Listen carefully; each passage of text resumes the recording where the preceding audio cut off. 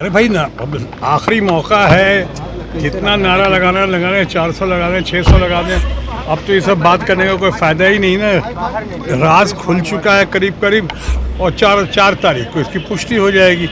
4 तारीख के पहले किसी का कुछ कहना अभी तो व्यर्थ है, या फ्रस्ट्रेशन की निशानी है बहुत लोगों के लिए जो ऐसी बातें कर रहे हैं। मैं इस मामले पे अब कुछ नहीं कह सकता हूँ। आज चुनाव प्रचार की आखिरी शाम थी, इस बार ख़त्म करके मैं भी कलकत्ता से आ रहा हूँ। बहुत सारे लोग जगह जगह से आज करके आ रहे हैं, क्योंकि मेरा वोट पटना में है और मैं हर साल हमेशा जब ज़रूरत होती है वोट देने आता हूँ और पटना ज़रूर आता हूँ।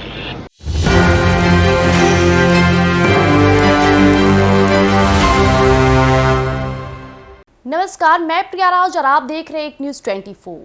जिस तरह से शत्रुघ्न सिन्हा ने मतदान को लेकर के और माननीय प्रधानमंत्री नरेंद्र मोदी को लेकर के मीडिया के सामने जो बातें कही वो काफ़ी आश्चर्यजनक है। जी हाँ, उन्होंने कहा कि अगर प्रधानमंत्री नरेंद्र मोदी पहले अपने कार्य को कर दिए होते तो आज उन्हें ये बात कहने की जरूरत ना होती।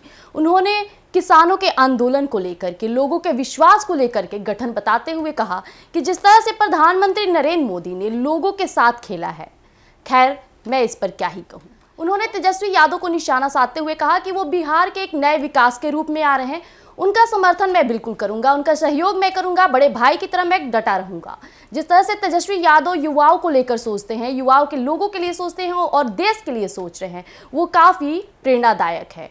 और तो और उन्होंने मतदान को लेकर कहा कि जिस तरह से आप मतदान के बीच में नारेबाजी करते हैं वो कहीं ना कहीं गलत है, और 4 जून को ये आपके सामने रहेगा कि आपकी नारेबाजी का क्या सहयोग मिला।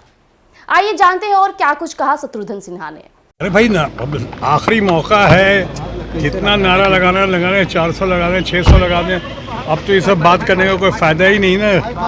राज खुल चुका है करीब करीब, और चार तारीख को इसकी पुष्टि हो जाएगी। 4 तारीख के पहले किसी का कुछ कहना अभी तो व्यर्थ है, या फ्रस्ट्रेशन की निशानी है बहुत लोगों के लिए जो ऐसी बातें कर रहे हैं। मैं इस मामले पे अब कुछ नहीं कह सकता हूँ। आज चुनाव प्रचार की आखिरी शाम थी, इस बार ख़त्म करके मैं भी कलकत्ता से आ रहा हूँ। बहुत सारे लोग जगह जगह से आज करके आ रहे हैं, क्योंकि मेरा वोट पटना में है और मैं हर साल हमेशा जब ज़रूरत होती है वोट देने आता हूँ और पटना ज़रूर आता हूँ। तो अभी आपके सामने गया था, चुनाव प्रचार ख़त्म करके सिर्फ पटना आया हूँ अपना वोट डालने के लिए, अपने कर्तव्य का पालन करने के लिए। हर किसी को वोट डालना चाहिए, और उसी सिलसिले में, उसी कड़ी में मैं सामने हूँ यहाँ पे। अब बाकी जो बातें करूँगा वो 4 तारीख के बाद ही करूँगा। सर, तो अब आखिरी चरण का चुनाव है, क्या लगता है सर? नहीं, मैं तो बोल चुका, अपनी राय रख चुका हूँ हर जगह। इंडिया ब्लॉक जो है या यूनाइटेड अपोजिशन लगता है बहुत ही अच्छा कर रहा है, बहुत ही अच्छा कर रहा है। रिजल्ट्स अप्रत्याशित होंगे, इंडिया ब्लॉक के फेवर में होंगे। एक तरफ यहाँ कह रहा हूँ, ये भी हमने कहा है कि ममता जी का, और आज जो बंगाल में जो आज उनकी लहर है, पूरे देश में सबसे ज़्यादा, सबसे बड़ा मतदान अगर कहीं हुआ है तो बंगाल में हुआ है। 78%, 80% को टच कर रहा है। और ये जो 7वां चरण है परसों, मैं समझता हूँ उसमें सारे पुराने रिकॉर्ड भी टूट जाएंगे। शायद 80% से भी ऊपर का होगा चुनाव, कम से कम बंगाल में। उस बिना पर मैं कह सकता हूँ कि ममता जी इस बार बिल्कुल स्वीप करेंगी, और इस चुनाव के बाद जो केंद्र का चुनाव है, इंडिया ब्लॉक की मैसिव विक्ट्री के बाद मुझे पूरा विश्वास है कि ममता जी एक गेम चेंजर बनकर सामने उभर कर आएंगी। सर, इंडिया करे कि बंगाल में भी इस पर 0 पर आउट हो जाएंगे? भाई वो कुछ भी कह सकते हैं, उनको तो अभी कहने के अलावा कुछ है नहीं, किया तो कुछ है नहीं उन लोगों ने। अनफॉर्चुनेटली इतना मौका मिला, वो प्राइस राइज पे बात नहीं करते हैं, बेरोज़गारी पे बात नहीं करते हैं, डॉलर पेट्रोल की कीमत जो आसमान को छू रही है उस पर बात नहीं करते हैं, रुपए की कीमत इतनी गिर गई है उस पर बात नहीं करते हैं। किसानों को कहा था उन्होंने 2022 तक कि आमदनी डबल हो जाएगी, वो नहीं कर पाए। सिंगल आमदनी के भी लाले पड़े हुए हैं, उस पर बात नहीं कर रहे हैं। लोगों को आवास देने की बात की थी, वो नहीं हुआ। सारी गारंटी फेल हो गई। तो हम नई गारंटी लेकर आए हैं सामने, जिस पे आज कोई विश्वास नहीं कर रहा है, इसलिए कि मेरे मित्र जो हैं आज भारतीय जनता पार्टी और एनडीए की, वो अपनी पूरी विश्वसनीयता खो चुके हैं, क्रेडिबिलिटी खो चुके हैं।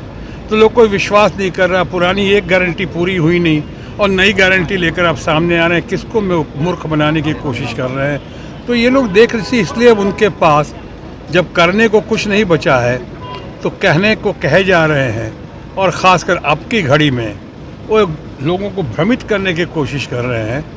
कुछ उनकी कथनी और करनी में बहुत अंतर है और ये साफ दिखाई पड़ रहा है, और मुझे लगता है इसका खामियाजा जो है, इसका नतीजा जो है उनको भुगतना पड़ेगा 4 तारीख को। कुमारी जा रहे हैं ध्यान करने के लिए।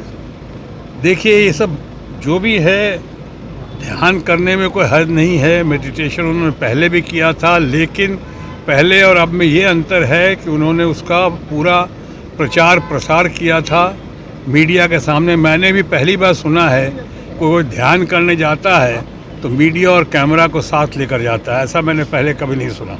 अब वो करने की कोशिश कर रहे हैं, शायद लोग कोर्ट में जा रहे हैं, इलेक्शन कमीशन के पास जा रहे हैं, देखिए उसका क्या होता है। लेकिन कुछ भी कर लें, अब मैं कहूँगा माननीय प्रधानमंत्री के बारे में, जो हमारे मित्र भी हैं और भारतीय जनता पार्टी और एनडीए के वो शीर्षस्थ नेता भी हैं, मैं उनके बारे में भी यही कह सकता हूँ कि बड़ी देर कर दी मेहरबान आते आते।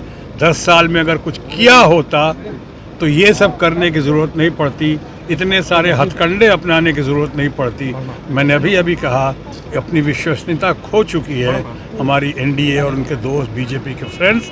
सो अब बहुत देर हो चुकी है, 4 को नतीजे सामने हैं। बिहार में तेजस्वी क्या जिस तरह से 291 सभा की है, 251, क्या लगता है 40 सीट पर कितना रंग दिखाएगा तेजस्वी का, या 251? नहीं, तेजस्वी से लोगों को बहुत उम्मीदें हैं। तेजस्वी बहुत अच्छा कर रहे हैं और तेजस्वी ने जो काम किया है, मैं समझता हूँ उसका बहुत अच्छा परिणाम मिलेगा। आज युवा पीढ़ी या बाकी लोगों को तेजस्वी के ऊपर बहुत भरोसा है और मैं समझता हूँ कि बहुत अच्छा परिणाम हासिल करेंगे। पटना साहिब से फिर से एक बार रविशंकर प्रसाद है जी, पटना साहिब से रविशंकर प्रसाद। अब देखिए, चुनाव प्रचार की शाम खत्म हो चुकी है, अब सबको हमारी शुभकामना। पास होगा तो मतदान करने जरूर जाए। मैं भी पटना अक्सर अपना मतदान देने आता हूं, आप भी घर से निकले और मतदान दें और सही चेहरा चुने।